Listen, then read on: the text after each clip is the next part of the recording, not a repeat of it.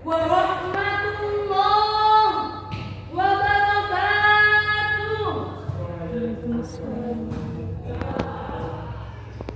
Alhamdulillahilladzi da'ana ilal wahdati wal wi'am wa nahana 'anil syahna'i wal khisam.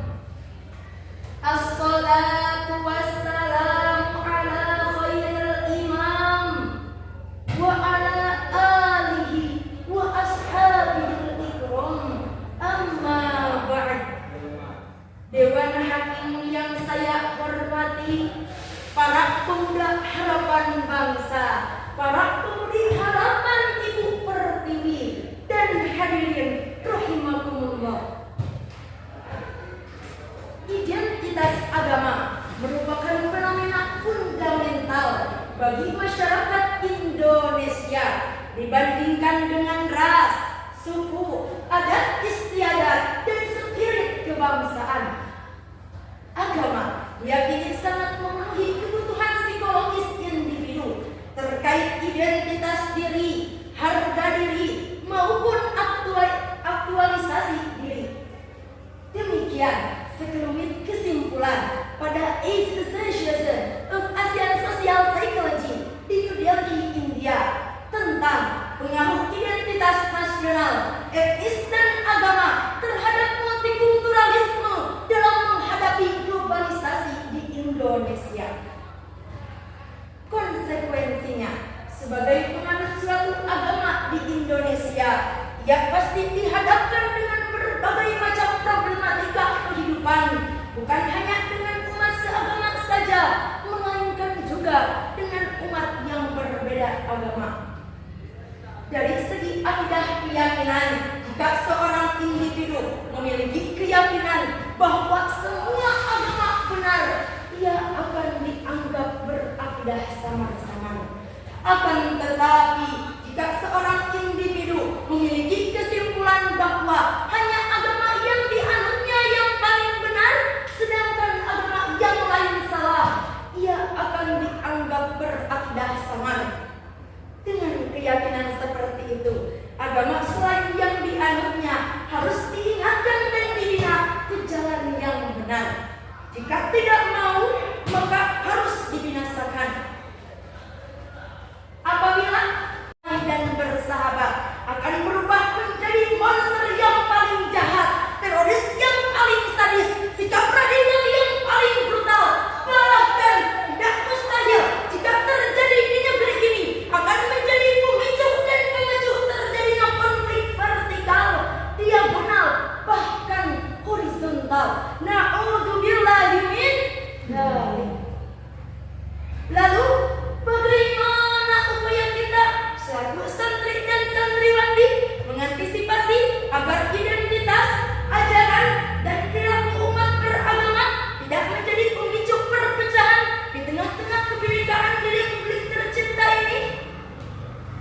Sebagai jawabannya, santri sebagai agen toleransi beragama adalah tema yang akan saya sampaikan pada kesempatan kali ini dengan berlandaskan Al-Quran Surah Al-Kafirun ayat 1 sampai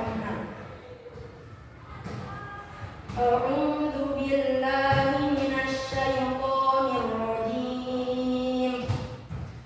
Bismillahirrahmanirrahim. Qul ya ayyuhal kafirun la a'budu ma ta'budun wa la antum 'abiduna ma a'bud wa la ana 'abidun ma 'abadtum wa la antum 'abiduna ma a'bud lakum dinukum waliyadin.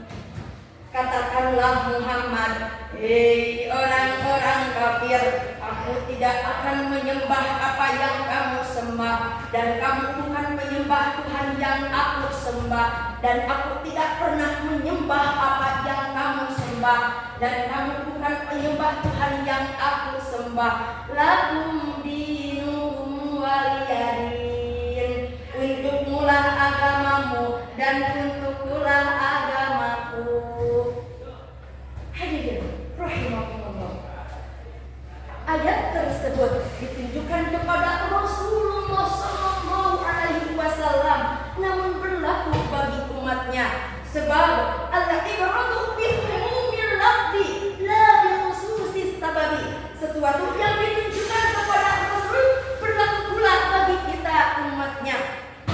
Dr. Muhammad Sulaiman Al-Asqari dalam Jumlatut Tafsir min Fathil Qadir merupakan reaksi terhadap kafir Quraisy untuk pergantian menyembah Tuhan masing-masing.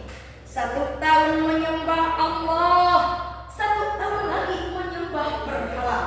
Tatkala itu turunlah ayat tersebut yang menolak keras ajakan mereka yang diisyaratkan dalam kalimat, aku tidak akan menyembah apa yang kamu sembah, dan aku bukan penyembah Tuhan yang aku sembah, dan aku tidak pernah pula menyembah apa yang kamu sembah, dan aku tidak pernah pula menjadi penyembah apa yang kamu sembah. Untukmulah agamamu dan untukkulah agamaku. Dengan demikian, Islam mempunyai konsep yang jelas dan tegas dalam masalah kehidupan beragama.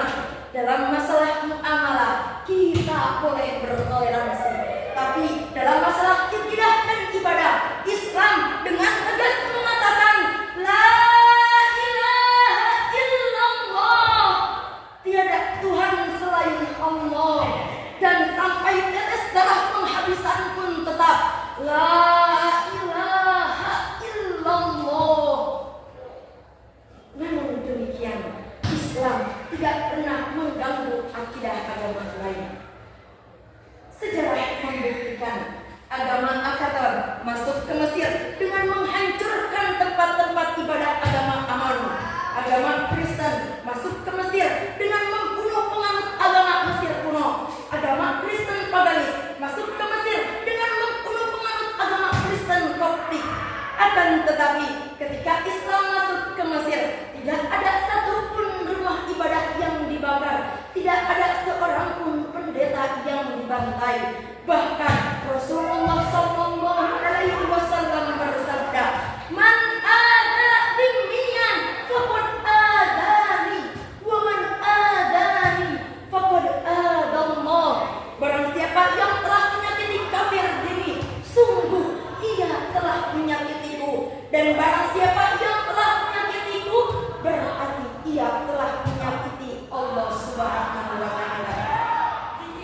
Hadirin rahimakumullah, demikian yang dapat saya sampaikan, dan dapat diambil kesimpulan bahwa kita sebagai santri-santriwati berlaku agen toleransi beragama dalam membina kerukunan umat beragama di negeri ini. Kita harus saling menghormati, saling menghargai, dan saling bertoleransi dalam bentuk memberikan kebebasan kepada mereka untuk melaksanakan ajaran beragama terwujud. Khudma sofa wa